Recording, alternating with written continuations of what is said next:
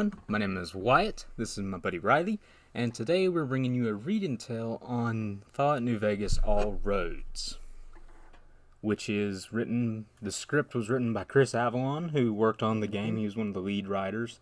He did the 4 DLC expansions writing for all of those, which were phenomenal. And there were several artists who did different artwork depending on what character we're focused on. I've never heard of anyone on this book. Really? Yeah. But it is published by Dark Horse. Mm-hmm. Chris Avallone's done some stuff with Star Wars comics, older, like 2006, 2007 was when he did a run. What do you call it? Legend stuff? Yeah. It would be Legends by now. Yeah. So, tell us a little bit about Fallout, because I have no knowledge about Fallout. Yes. Fallout is one of my favorite game series, and Fallout New Vegas is my favorite game of all time. And this is a little prequel just before the main quest of Fallout New Vegas happens. So, the setting is Nevada, 200 years after a nuclear war. California has become a new nation because at this point in the timeline on the West Coast, it's not really post-apocalypse, it's post-apocalypse. So you have new nations and ideologies, factions forming. So in relation to the rest of the Fallout games, when is this? This is after Fallout 3, before Fallout 4. Okay. I always thought that New Vegas was a prequel, so that's why I was confused. Fallout 1 and 2 are set place on the West Coast. Fallout 3 is Bethesda's running around doing whatever on the East Coast. And Fallout New Vegas is the spiritual successor to Fallout 2. Like, it's the real Fallout 3. Okay. You know what I'm talking about, Fallout fans. You know. But yeah, because, I mean, the people at Obsidian who made this game were the original creators of Fallout 1 and 2. From Blackout Studios and Interplay. Okay. But you're saying the nuclear war happened around 2077. Okay. And didn't know that either. Yeah. So, and it's an alternate timeline from about World War II. Things start changing. Okay. The transistor was never invented, and that's how we made electronics smaller. So they use vacuum tubes for everything. Okay. And they just now, a little bit before the war happened, invented it and started minimizing stuff. So that's how you get things like the Pip-Boy wrist computer. Yeah. Then the U.S. formed a new level between the state and the federal government called commonwealths. So there was 13 commonwealths, and it was supposed to keep states from competing. 13. Yeah, exactly. But they all started competing with each other, and it really just led to more division overall. So, is it still the United States? Yeah, it's still the United States. They just, instead of having the 50 stars on the flag, it's 13 stars representing the 13 commonwealths. That's cool. Mm-hmm. And is it like the original flag in a circle? Yep. Okay. So it's like the original 13 colony flag. If you're noticing, I have poison oak really bad. Yeah, he does. I'm trying to get over it, so I look kind of funky. Yeah, a bit. Yeah. Not as bad as you did, though. Dude, I looked like I was in a fight with Mike Tyson. My eyes were swollen almost shut. He sent us in the group chat. Yeah, that wasn't even my worst day. Yeah. That was after I got the shot. He said I look like Deadpool, and I was like, your face looks like you got by a topographical map of Utah. I had red circles around my eyes, just where the poison oak was. Mm. Yeah, it sucked. It still sucks. Mm-hmm. It itches really bad.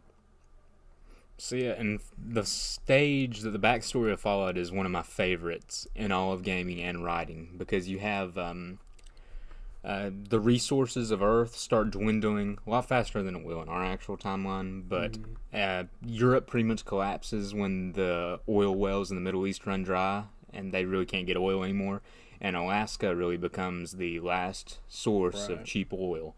And China is the other superpower taking over for the Soviet Union after they collapse. So we have the Sino-American War, which is 10 years lasting, mainly in Anchorage, Alaska. And there was a campaign in the Philippines, and we invaded mainland China. And the Chinese developed stealth systems. They have this ghost fleet of submarines with nuclear missiles and stuff, while America developed combat robots, ceramic armors, and then power armor, which is one of the big things. And what you see on the cases of the game is a suit of power armor standing there. It's kind of an iconic thing. Well, And what's it powered by? fusion. Everything is mostly powered by nuclear fusion by the time the war happens. So pretty much you have a bomb on your back? Yeah. Okay. In Fallout 4, there's a perk where if your fusion core gets low powering your armor, you can eject it like a nuclear grenade. God. Yeah, it's pretty badass, not gonna lie.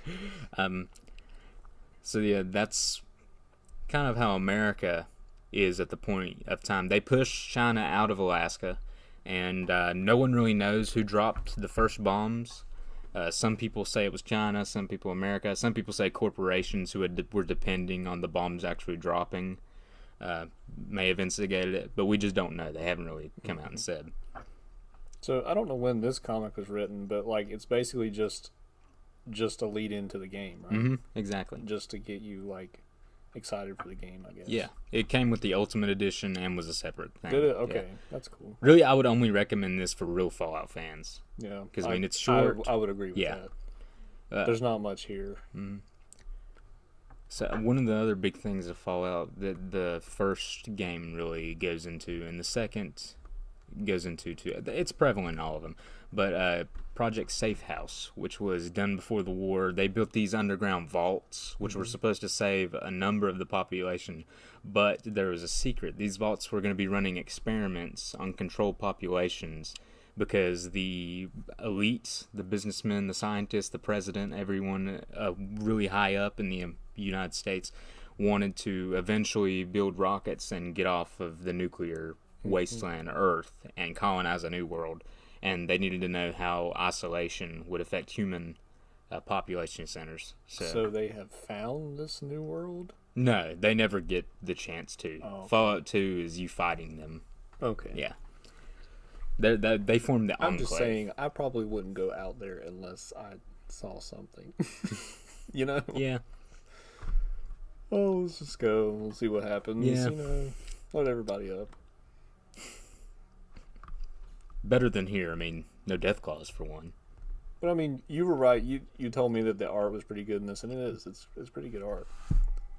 It's split between two artists, but it seems pretty consistent to me for the most part. I like this guy named Chance. Yeah. Chance. That guy with the long hair. This story focuses. It's after the first battle of Hoover Dam, which 4 years before this, the forces of Caesar's Legion, who were a vast army of Romanesque slavers, descended upon Hoover Dam, which was occupied by the new California Republic. Okay. The NCR managed to fall back in a tactical retreat and led the Legion forces into Boulder City, which I've been to. I've actually been to Vegas and in this area. I've been to Hoover Dam and seen all these places, which is really cool for a fanboy like me.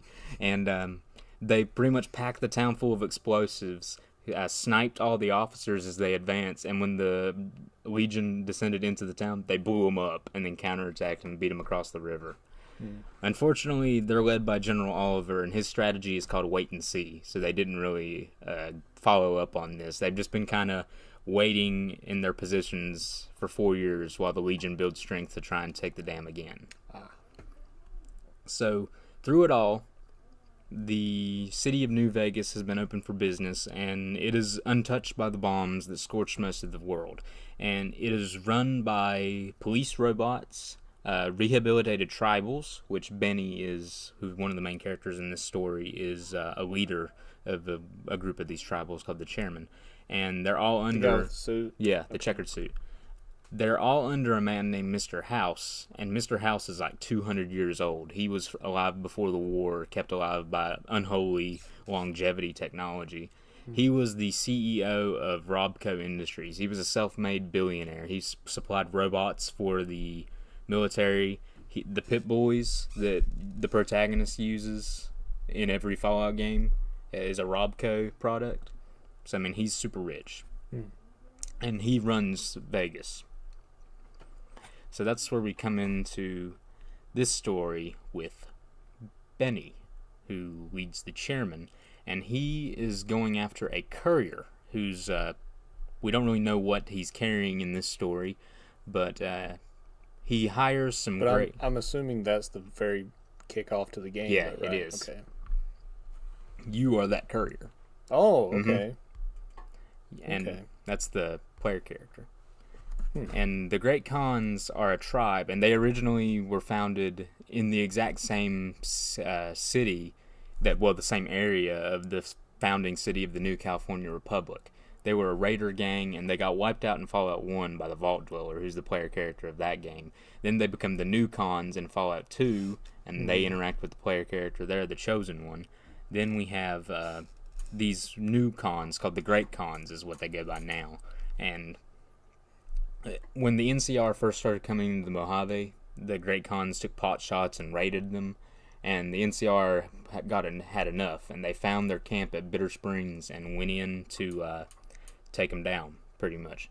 But they had an escape route planned, but the NCR knew about it, and one of your companions in the game, he was there when it happened. He was a part of First Recon, which are snipers. They were positioned at this pass and told to shoot anyone who comes down it. So when wounded, children, and elderly started coming through, they were ordered to open fire. So it's called the Bitter Springs Massacre. And that's why Chance hasn't spoken since that happened. Okay. Because, I mean, he's kind of super traumatized about it, understandably. Yeah, he literally doesn't say anything in this book. I was not expecting him, spoiler, to die in the middle of the book. But you actually can go in that game to the tribal village and visit his grave. Really? Yeah, and you can get his knife in the game, and it's the best combat knife in the game, affected by 2 perks, so it does like more damage than any other knife. Okay. And I'm using it in my current playthrough. It is a cool looking knife. It has bloodstains on it in the game. It's like a Bowie knife with a serrated edge. It's like a combat Bowie knife, yeah. A K-bar, actually, I think is what it is in game. I guess it looks a little bit bigger though. But yeah, so I love this part. That map that he draws is also, you can find it in the game, like written in. Still there? Yeah, it can never be moved. Like, it's just preserved by the game because they made this book and they're like, here you go. Yeah, here, read our book. Yeah, this guy, you said his name's Benny. Yeah, Benny is trying to find that courier, and he's dealing with this little gang of Great Khans. Yeah. Yeah. He talks to his second in command at the Tops Casino, Swank, for a bit, and they go over. The chairmen are all these like showmen type from like the heyday, the golden age of Las Vegas. They're all just like ring a ding, baby, and stuff like that in game. It's pretty funny to hear them talk, just to walk around their casino and just hear the stuff they say. Because they went from tribals to this, which is pretty funny to me, at least. And they talk about a singer. I definitely like the vibe of the game. Like, I've always been familiar with the, like when you said it was playing Frank Sinatra, like, I was like, yeah, it's pretty cool. I think if we ever figure out how to record gameplay, I want to record you playing this game. Just me and you playing it, like you doing a playthrough. I want to see what you decide. You'll probably just be like, I want to crush all Wyatt's hopes and dreams. I'm going Legion. We're going to burn the new California Republic to the ground. Just dude, play it the wrong way. You can't play it the wrong way in this game, though. They give you too much free choice. But the main villain of the Legion, Legat Lanius, who you meet at the end of the game and fight, you can talk to him, and he says, I will put your body crucified on the dam facing west so you may watch your world die, because his whole goal is to invade the west and take it over for the Legion. He is awesome. Like, that is one of the greatest antagonists ever.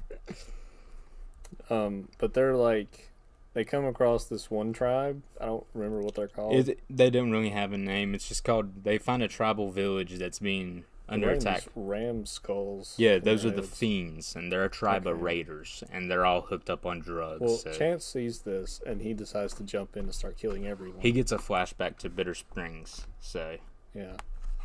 So he's just going through murdering everybody, and this guy comes out with a flamethrower. And he runs through it and stabs him. Yes, he literally jumps through the fire. I love these panels where the other Khans and Benny start jumping in and firing too. I think this is one of my favorite action scenes in comics. Yeah, here's some more of that. Like that everybody one right. helping. These one right there. Yeah. Benny with his unique 9mm pistol. It's like nickel plated and engraved. You can get it in a game called Maria. That's what he calls it. Here we go at the end, and Benny is understandably pissed off, because we're gonna miss this courier, guys. We gotta move, and they're like, oh, well, don't worry, we'll just dope him up some more. Yeah, He's like, yeah. This is literally the calmest he could have been, and you're going to dope him up even more. Chance is addicted to drugs. It's all pretty much what keeps him going after Bitter Springs. So Yeah. then we get a backstory. Earlier, like I said, Benny talked to Swank about this man called the Singer. Mm-hmm. And the Singer, the chairman loved him because he sang old tribal songs about their olden days. But Benny didn't like that because the old days are dead. He hates it when people can't let go of the past. Mm-hmm. So he assassinates him pretty much by spiking his drugs that he was using to trip back to the past, pretty much. Which is exactly what he did to Chance, yeah. right? He leaves him a vial and says, "Here, this will get you through." And he takes it. There's the vial. And I didn't think he took it at first because it looks like it just tipped over. Mm-hmm, but no, he took it. And then the next day, the cons are like, "Man, I thought he'd pull through." I know. They were not bothered by this very much at all, I didn't feel like. They weren't like, oh no, he's dead, you know? Yeah. I mean, you got to think about it. In the wasteland, people die a lot more than That's true. here. So, I mean, and these are tough raider dudes. They just seem to be putting a lot of effort to keeping him okay. Mm-hmm. And then when he actually died, they were care. like, oh, well, we'll have to bury him before someone finds him. Well, I mean, that's just how life is for them. I guess. But yeah, and they don't really suspect Benny of anything. They do steal his lighter, though, I'm pretty sure. Because when you catch up to these big dudes, as you go after Benny, after he takes your package as the courier, he's like, here's Benny's lighter. Shove it up his ass when you meet him. But it ends with them overlooking the cliff face, and they're like, we're waiting on the courier. And it continues in Fallout New Vegas. And apparently that's you. Yeah. You're the courier. The courier is carrying... I'll just go ahead and tell you what he's carrying. He's carrying a platinum poker chip.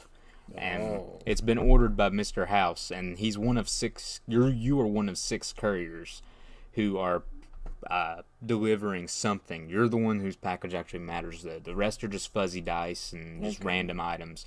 It's a security measure, so people don't know which one actually is. But it's been ordered by Mr. House, and he actually... The currency of Fallout, at the beginning... In Fallout 1, they used bottle caps because water was the main currency of the wasteland. But carrying around a bunch of bottles of water, you can't carry as much as you need to actually trade. So they started using the bottle caps to signify it. So the water of the hub is what backs the bottle cap. So it's no longer a gold standard. It's a water standard. Yeah. And after that, in Fallout 2, the NCR has printed its own money, so they have own dollars system. That makes more sense than bottle caps, I will have to say. Yeah, bottle caps is a product of just circumstance, though. I know. But between Fallout 2 and Fallout New Vegas, the NCR got into a war with the Brotherhood of Steel, and the Brotherhood melted all their gold reserves, so their currency plummeted in value. So people started switching back to bottle caps. Is how they explain why caps are still used in New Vegas. Okay. Mr. House spent over 800,000 bottle caps, which for a post-nuclear wasteland, that is probably more than the New California Republic would probably spend on outfitting their troops. Maybe not, but I mean, it's a lot. Like a new service rifle for a NCR soldier costs about 700 caps. Okay. So, just in perspective. He spent a lot to get this platinum chip scavenged. The chip actually is a data drive, and when he gets it, he uses it to upgrade his network in his casino, the Lucky 38. And it upgrades all his robots to be deadlier because they were only using a Mark I operating system and stuff like that. It was supposed to also help him be able to detonate and intercept enemy nukes, which he did when the bombs actually dropped, but he missed 4. Like, I think 30 targeted or 70 or so, 30 to 70 targeted the area, and he managed to send codes to disarm them, like hack them as they went in, and he had a laser mounted on top of his casino to shoot down a bunch more, but his operating system wasn't as advanced enough. He was actually supposed to get the platinum chip the day the bombs dropped, and he never did. So he's been waiting 200 years to get this, so he can finally get Vegas running at what he deems optimal efficiency.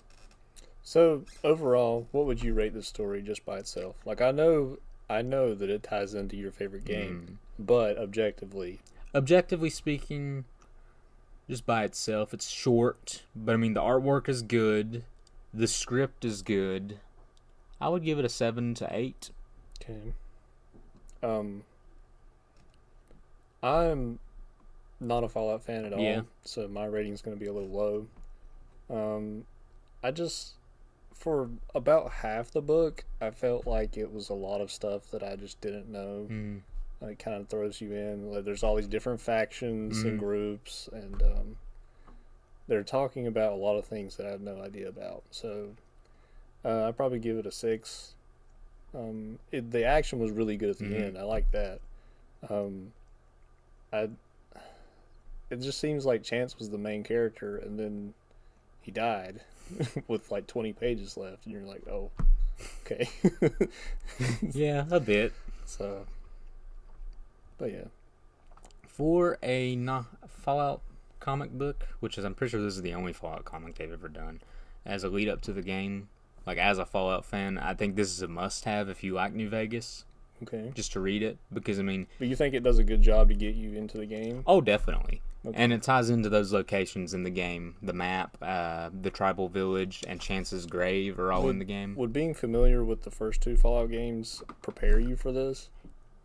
Fallout 1 and 2, I would say yes. Like, you know about the NCR. What's going on? You would, if you're a fan of the first 2, you would also be a fan enough probably to know about the original Fallout 3 that was canceled, which New Vegas took a lot of those ideas and what they had planned for Fallout 4. Okay. See, all the backstory in New Vegas, like after Fallout 2, between Fallout 2 and New Vegas, a lot of the stuff that was planned for the third Fallout that Black Isle Studios was doing just happens in the backstory, like the NCR fighting a war with the Brotherhood, for example.